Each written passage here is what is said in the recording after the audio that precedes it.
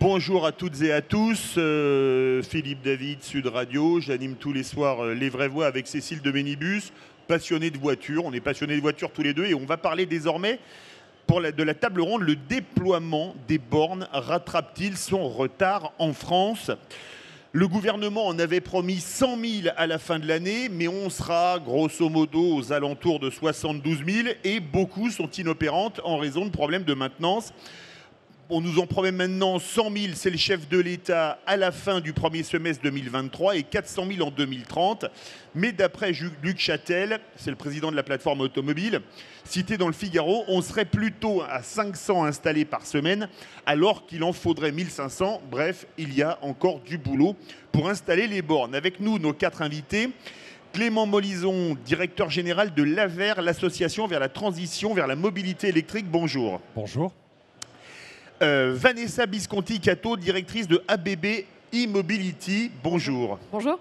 Gianluigi Indino, associé de EY, alors c'est l'ex-Ernst & Young Parthénon. Bonjour. Bonjour. Et Jérôme Princet, directeur général de Borne Solutions. Bonjour. Bonjour.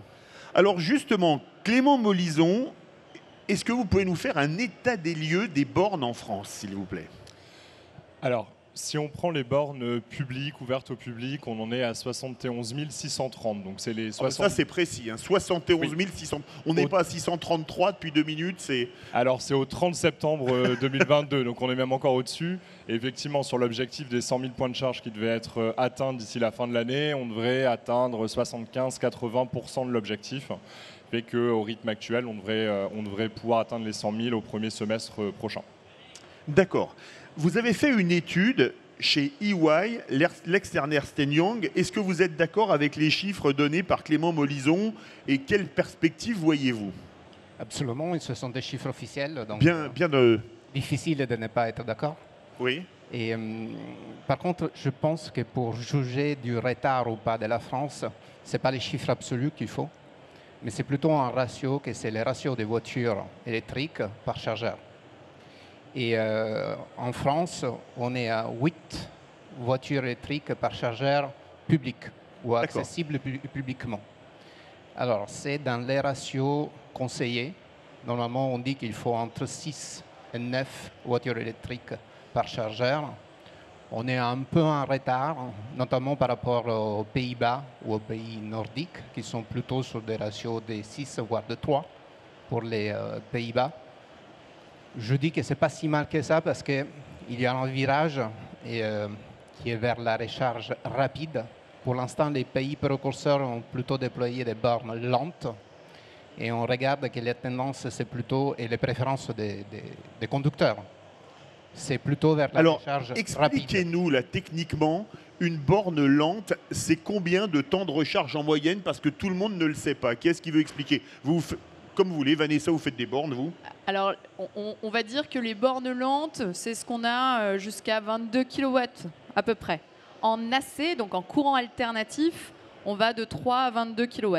Et ensuite, on passe à ce qu'on appelle le DC, le courant continu, où là, on va pour le coup de 22 à 600 kW, par exemple, dans certaines solutions. D'accord, mais le temps de recharge d'une voiture ?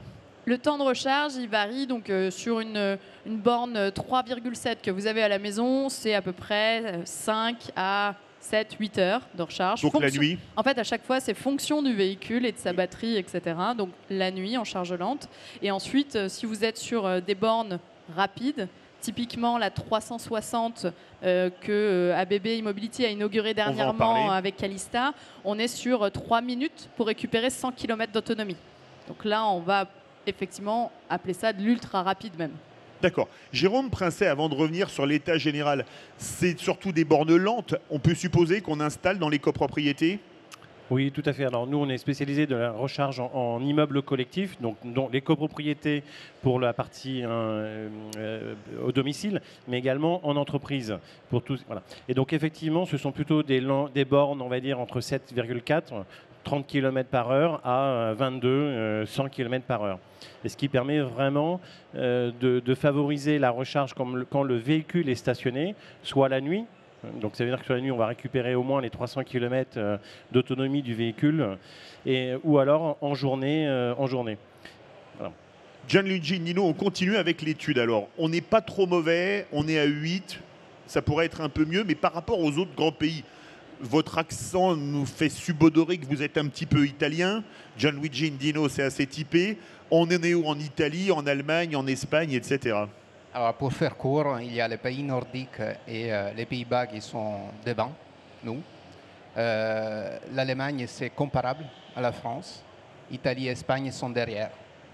Et je pense qu'avec ça, je fais des tours des pays qui comptent. Peut-être pour rebondir sur la position spécifique de Jérôme, de son entreprise, on remarque dans l'étude un manque d'opérateurs qui se concentrent justement sur les copropriétés. D'accord. Parce que Jérôme Princet va peut-être vous donner une réponse. Est-ce qu'on est bon? Est-ce que vous avez des chiffres sur les copropriétés en France par rapport aux copropriétés italiennes, allemandes, espagnoles ou belges? Alors, tout à fait. Alors, en complément d'être le directeur général de Bornes Solutions, je suis également président de l'AFOR, qui est l'Association française des opérateurs de recharge, où on se concentre vraiment sur la recharge privée. Et donc, pas plus tard que lundi, nous avons fait un communiqué de presse sur l'ensemble des adhérents. Aujourd'hui, 1 206 000 places en copropriété ont déjà choisi une solution d'un opérateur. Donc, c'est à peu près, c'est plus de 17% des copropriétés françaises qui ont choisi une solution.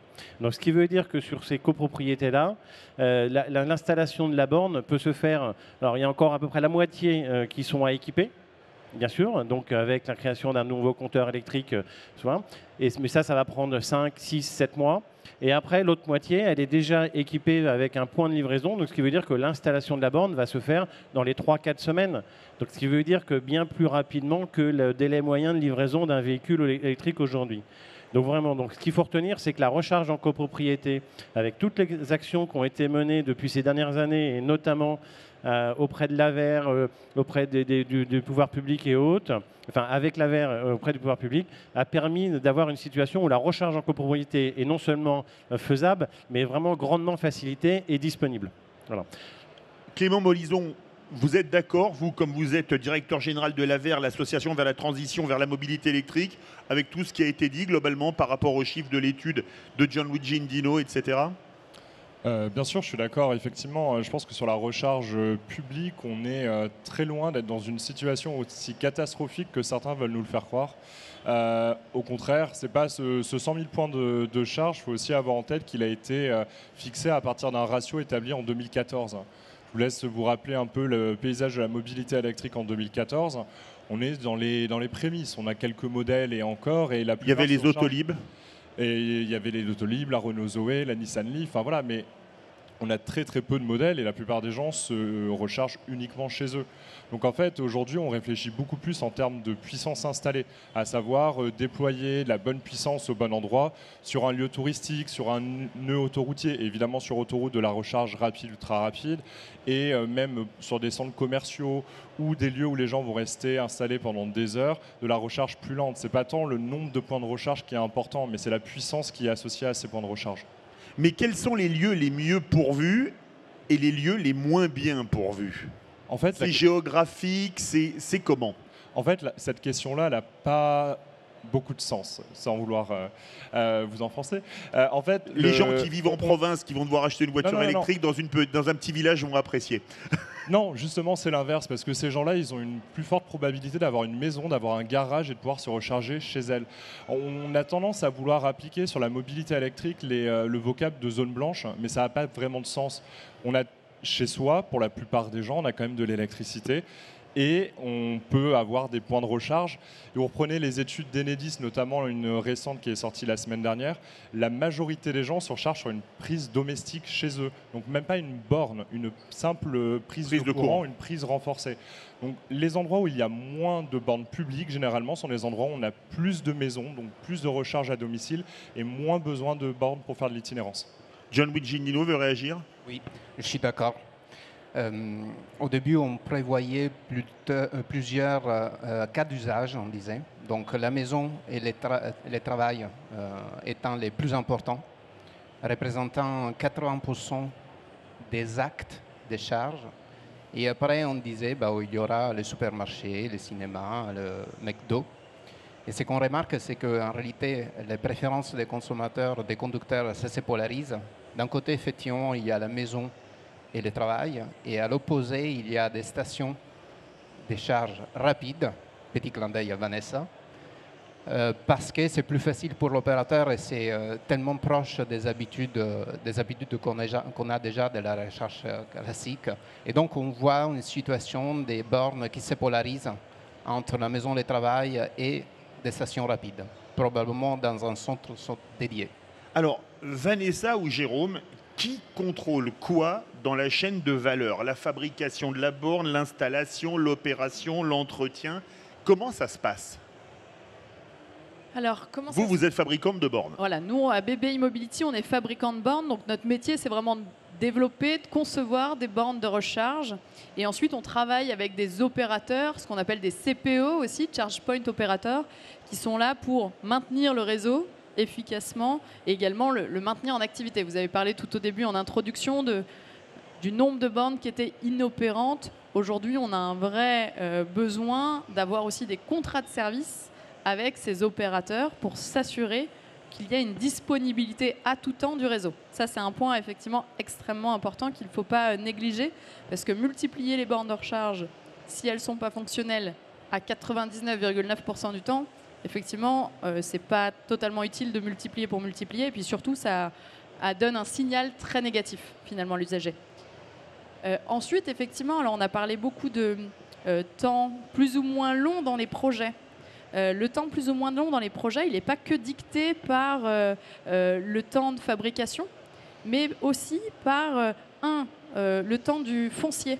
Aujourd'hui, sur ces bornes de recharge rapides, la principale difficulté, c'est déjà de trouver le foncier qui va permettre d'installer ces nouvelles stations de recharge rapide ou ultra rapide.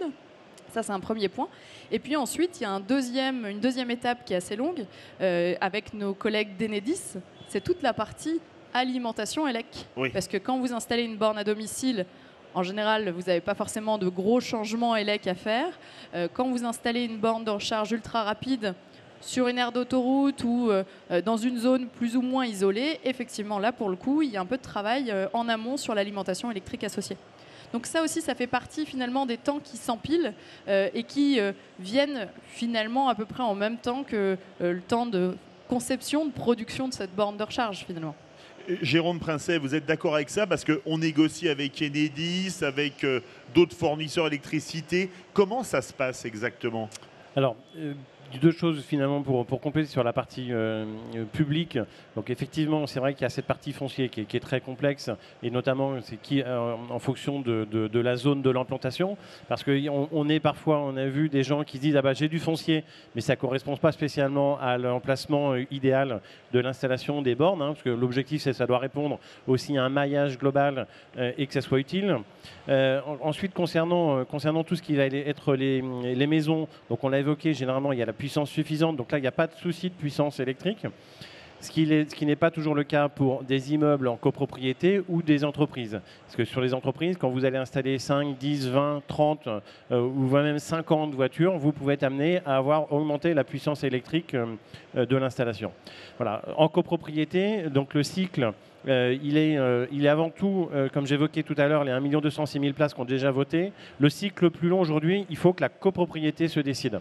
Et c'est souvent ça le délai le plus long, c'est 6-12 mois minimum, parce que vous avez cette étape obligatoire de l'Assemblée générale. Donc généralement, on travaille en amont, bien avant, avec les syndics et les conseils syndicaux pour choisir la solution, pour proposer les solutions. Voilà. Ensuite, l'Assemblée générale va statuer soit sur une solution comme nous proposons sans frais pour la copropriété, à l'identique de ce qui se fait sur la fibre optique, soit une solution où c'est la copropriété est propriétaire de cette infrastructure et va participer. Ensuite, après, ce vote-là, c'est vraiment des délais d'installation du compteur qui peut être entre 6 et 12 mois.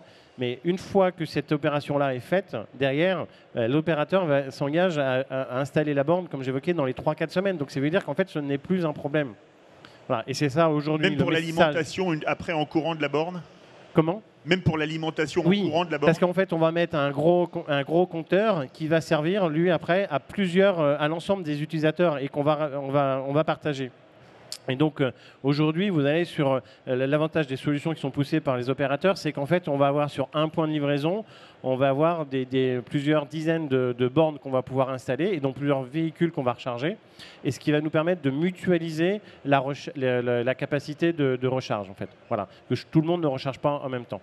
Mais alors, comment est-ce que ça se passe? Parce que moi, j'ai des propriétaires de voitures électriques qui me disent, quand je veux recharger à tel endroit, le prix n'est pas du tout le même parce que je ne suis pas abonné. Bon, comment ça se passe? Qui est-ce qui veut répondre? Clément ou Johnny? Clément? Oui, je peux y répondre. Aujourd'hui, vous avez l'obligation sur toutes les bornes de recharge publiques d'avoir deux modalités de paiement. Soit vous avez une recharge à l'acte, vous payez avec une carte bleue ou avec un QR code et une application. C'est généralement ce second cas de figure. Et là, le prix, il est fixé et généralement, il est indiqué. Ou alors, vous payez en itinérant, c'est-à-dire que vous avez une carte, un abonnement auprès d'un opérateur. Et là, c'est vrai que la transparence est parfois un petit peu plus compliquée selon les deals qu'il y a entre les uns et les autres. Gianluigi? Pour ajouter une étape en amont, en fait, les prix, il y a un premier prix qui est décidé par les CPO, Charge Point Operator, en gros l'opérateur de la borne, qui ensuite passe des accords, y compris des interchanges de prix, avec des fournisseurs d'accès, Mobility Service Providers. Et les prix qui sont passés avec l'un ou l'autre, ils peuvent être différents et donc les prix pour le conducteur final, il va être différent. C'est l'itinérance. Alors, vous savez que nous, les Français, on adore les Italiens et l'Italie. C'est pour ça que vous êtes ça. C'est pour ça que vous êtes là. Je vais vous prendre un cas d'école. Quelqu'un, là, parmi nous, a très envie d'aller en vacances à Rimini. Une fois qu'il a franchi la frontière avec sa voiture électrique, il faut bien quand même qu'il recharge de Vintimille jusqu'à Rimini. Comment ça se passe pour payer à l'étranger? Comment ça fonctionne? Parce que là, on se prend non pas le coup de bambou, mais le coup de 230 volts. Comment ça marche? En théorie, c'est possible. Mais à quel prix? Ça, c'est aussi important. Alors, ça dépend, c'est des accords bilatéraux. Concrètement, il y a des service providers qui sont européens et donc ils arrivent à faire un travail correct pour les conducteurs et donc à garantir des prix qui sont justes, même si on est français en Italie. Après, on n'est pas à l'abri des mauvaises surprises, effectivement. Donc, l'importance de choisir un opérateur d'accès, c'est primordial. On peut avoir des mauvaises surprises en allant à l'étranger? Alors, on peut avoir des mauvaises surprises, oui et non. Tout va dépendre. En fait, c'est comme tout voyage qu'on part en France ou à l'étranger. Il faut un minimum le préparer, mais c'est vrai aussi sur un véhicule thermique. Je vais vous citer vraiment un exemple concret, parce que moi, ça fait 5 ans que je roule en électrique. J'ai eu l'occasion d'aller déjà avec mon véhicule électrique en Italie. Et l'année dernière, je suis parti sur 3 jours en Autriche, voilà, pour aller voir des amis. Je n'ai pas eu de soucis. Alors oui, il y a eu un petit surcoût par rapport avec ma carte. Qu'est-ce que vous appelez un petit surcoût? C'était au lieu de payer 20 euros le plein de ma voiture habituellement en France, je l'ai payé 24 euros, 25 euros, quelque chose comme ça. Donc c'est vraiment assez marginal. Alors ça, c'était en début d'année, c'était avant l'envolée un petit peu des surcoûts de l'énergie. Donc je pense qu'il faut aussi mettre de côté là, le contexte actuel de l'énergie. Mais avec une carte, c'est l'équivalent d'une carte, je vais volontairement cacher la marque dessus, c'est qu'avec cette carte-là, c'est quoi? Mais en fait, c'est ni plus ni moins qu'une carte, l'équivalent d'une carte bleue. Et donc voilà, donc au lieu on paye avec la carte bleue, Visa, Mastercard, laquelle, n'importe quoi, ou alors c'est tout simplement une carte d'itinérance. Et c'est là-dessus avec qu'on va le faire. Donc aujourd'hui, c'est effectivement faisable. C'est comme tout, mais vraiment, il faut... je suis allé à l'étranger en véhicule thermique avant, mais ça, c'était il y a longtemps, et je préparais mon voyage. Là, il faut juste un minimum savoir. Sachant qu'aujourd'hui, tous les véhicules, quand vous tapez votre itinéraire, de toute façon, ils vont vous dire éventuellement les stations sur lesquelles vous allez vous arrêter. Donc, c'est quand même assez simple. Justement, oui, Vanessa, vous voulez dire un mot? Et j'allais me permettre de rebondir. Finalement, on demande des fois à l'électrique des choses qu'on ne demandait pas au thermique. Avant, quand vous partiez avec un véhicule thermique, le prix à la pompe en Espagne ou en Italie n'était pas le même que celui en France. C'est souvent moins cher d'ailleurs. Et c'était souvent moins Notamment cher, en Espagne. effectivement. Et c'était souvent moins cher.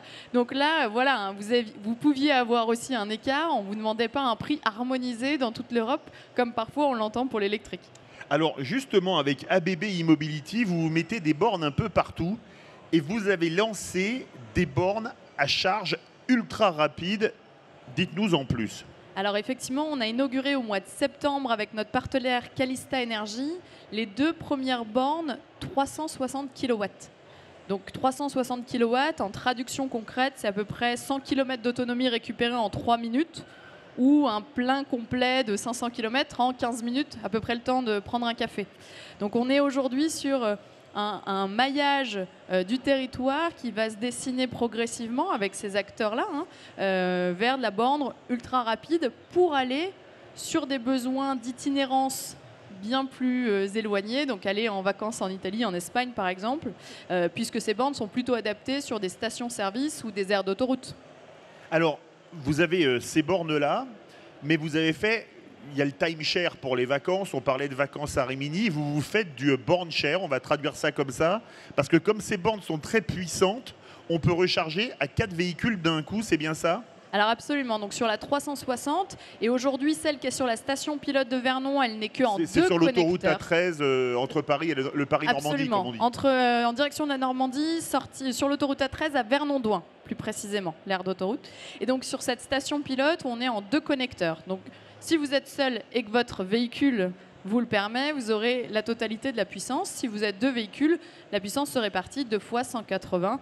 Et demain, avec les nouvelles générations, on va le proposer donc en 4 connecteurs, donc 4 fois 90 kW de puissance. Il ne faut pas oublier 90, souvent on me dit « Ah bah bon, c'est pas terrible, 90 kW de puissance ». Si vous avez par exemple une i208, la Peugeot la plus vendue cette année, oui. en 30 minutes, vous récupérez de quoi rentrer sur Paris a priori. Donc ça répond quand même aux besoins de la plupart des usagers. Alors, on va mettre le doigt là où ça fait mal. Quelle est la fiabilité des bornes ? Je vais vous raconter une chose que j'ai vécue cet été. Je ne roule pas encore à l'électrique. Entre Toulon et Paris, il y avait...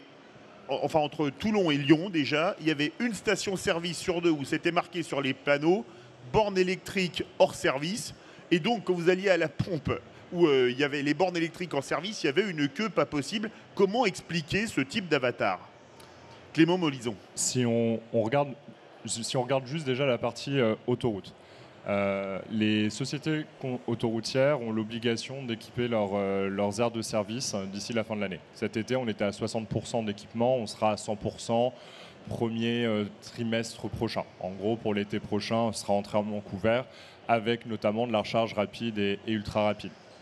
Donc notamment une partie de ces problématiques que vous évoquez là, ça peut être aussi les moments où on a fait des travaux, les moments où on a changé ça tombe mal un week-end de retour de vacances. On a changé l'opérateur. Quand on regarde, nous, on a fait ce travail avec les sociétés autoroutières, on a eu très peu de situations de saturation cet été. Et même au contraire, on a eu beaucoup de cas où on a eu, les remontées qu'on a, beaucoup de cas où des gens ont trouvé des aires avec beaucoup de bornes et pas forcément beaucoup de véhicules. C'est normal parce qu'on a encore un parc très important de véhicules avec une autonomie restreinte, les premières générations des véhicules qu'on a depuis 10 ans et qui ne sont pas forcément utilisés aujourd'hui pour faire de la longue itinérance. Donc en réalité, il n'y a pas eu de grosses difficultés, on ne devrait pas en avoir non plus l'an prochain vu que tout sera équipé. On commence à regarder très sérieusement 2024-2025. Il faut 1 an et demi, 2 ans sur les autoroutes pour développer des points de recharge. Et sur certaines, notamment autoroutes des vacances, autoroutes du soleil, on pense qu'il va falloir déjà commencer à faire de nouveaux déploiements. Gianluigi Indino ? Oui, effectivement, la fiabilité, c'est un peu un point noir de la perception de la recharge électrique auprès des conducteurs. Dans l'étude qu'on a fait, on a vu qu'effectivement, les CPO, pour utiliser un mot technique, n'ont pas trop la cote auprès des conducteurs. Par contre, tous les CPO ils le savent et tout le monde s'attelle à avoir un service de maintenance ou des équipes de maintenance pour garantir la disponibilité de la borne. Le problème est qu'aujourd'hui, on est encore à 1,5-2% de pénétration de la voiture électrique, donc il y a une masse critique pour pouvoir se payer les mainteneurs. Et donc, du coup, je pense que c'est transitoire. Et dans quelques années, j'espère de moi, on pourra avoir de la disponibilité un peu plus sûre des bornes. Alors, on parlait des différents opérateurs. Si on s'arrête à la pompe Total, ça va peut-être un opérateur X, à la pompe Shell Y, à BP W. Il y a beaucoup d'opérateurs. Est-ce qu'il va y avoir une concentration des opérateurs? Tiens, Jérôme Princet. Et ceux qui veulent réagir, celles et ceux, bien sûr. Ça, après, ça va être les évolutions probablement à venir. Effectivement, je pense qu'aujourd'hui, il y a beaucoup de déploiements qui se font avec des opportunités qui pourront peut-être être saisies pour de consolidation.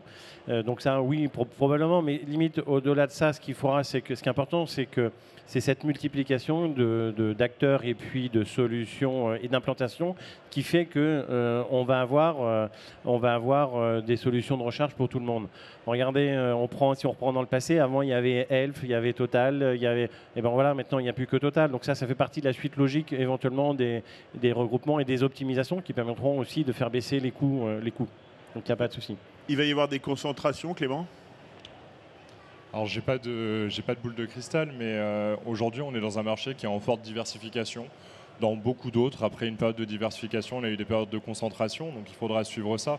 Nous, ce n'est pas forcément aujourd'hui notre enjeu, ni de pousser dans un sens ni dans l'autre, mais de s'assurer qu'on ait suffisamment d'acteurs qui soient là pour répondre aux besoins.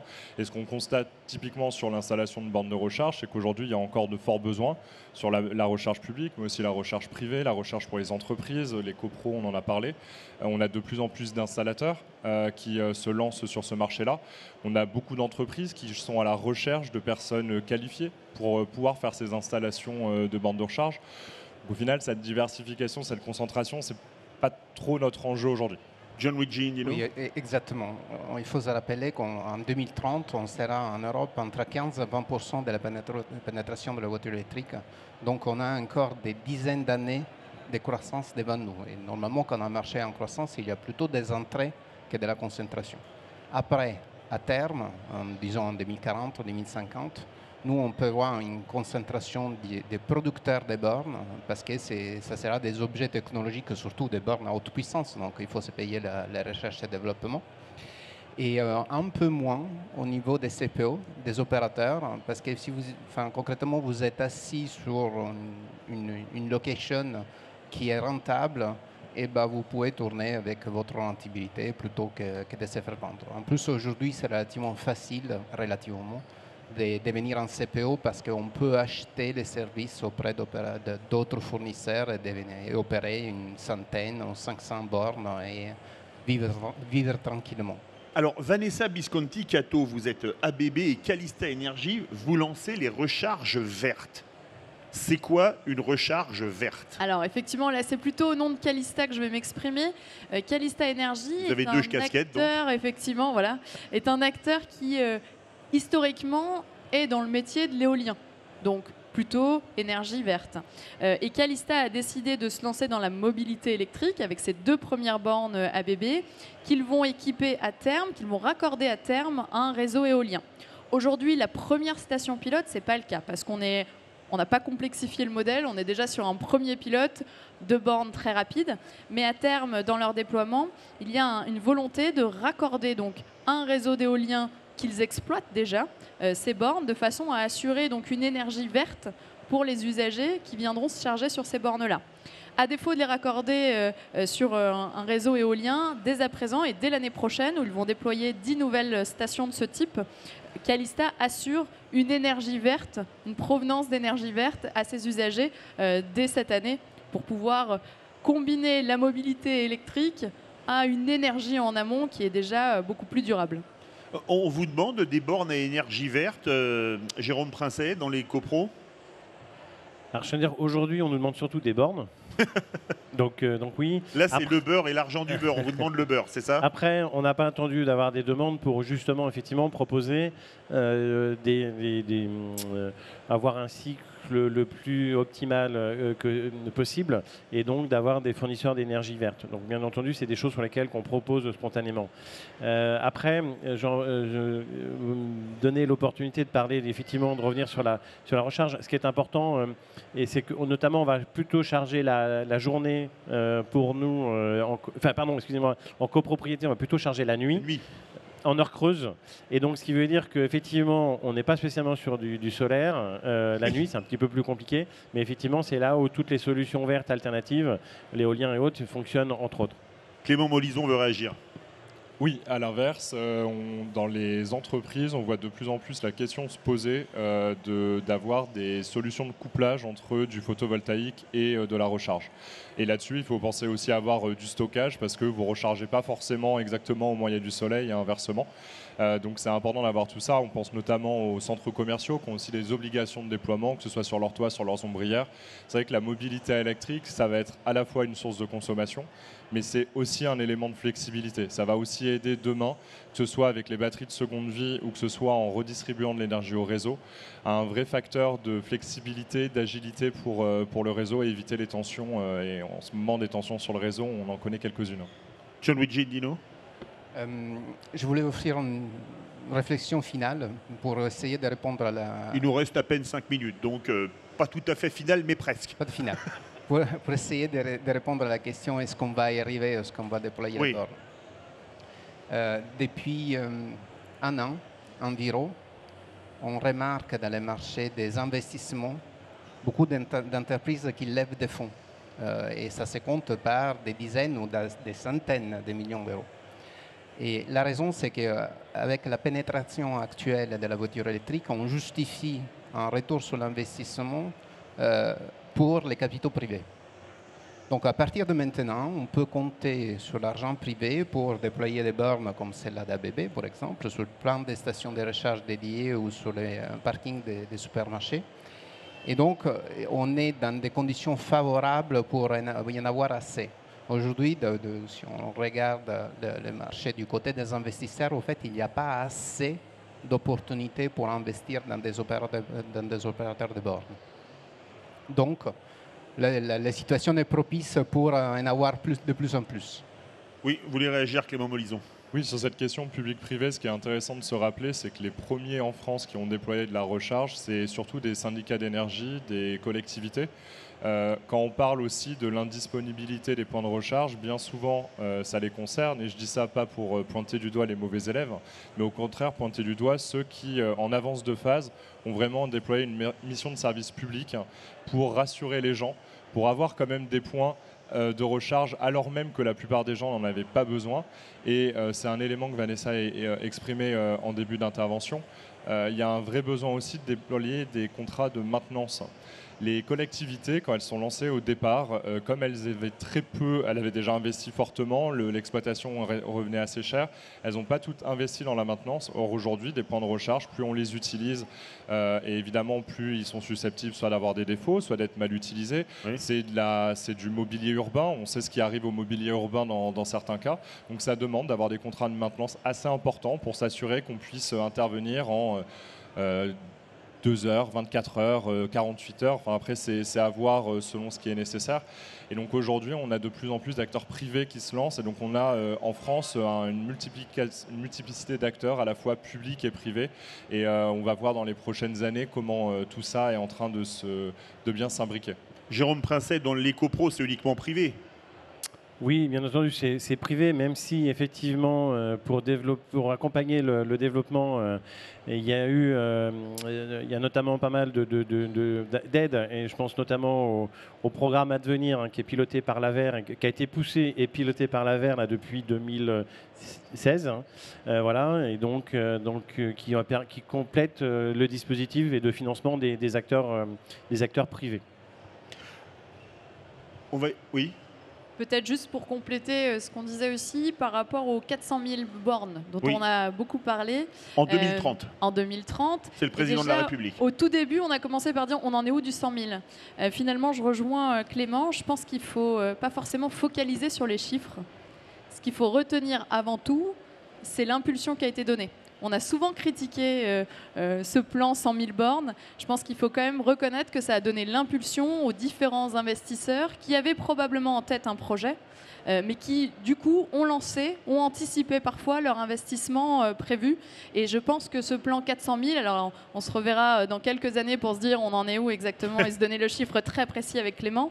Mais avant tout, il faut bien se dire c'est une impulsion et c'est une direction. C'est ce qui est très important pour rassurer l'ensemble de l'écosystème. Il nous reste même pas une minute. Une question pour tous les 4, réponse par oui ou non. On va rattraper le retard. Tiens, honneur aux dames. Vanessa Visconti-Cato. Oui. Honneur à notre, Oui. notre ami italien. Oui. Gianluigi Nilo. On va rattraper le retard, Jérôme. Oui, bien entendu, c'est déjà fait. Ah bon, on s'est déjà fait, Clément? Quel retard? Non, mais oui, bien sûr, bien sûr. Merci beaucoup à tous les 4. Merci Clément Molison, directeur général de l'AVER, l'association vers la transition vers la mobilité électrique. Vanessa Visconti-Cato, directrice de ABB E-Mobility. Gianluigi Indino, associé EY Parthenon. Et Jérôme Princet, directeur général de Born Solutions. Je vous propose de les applaudir.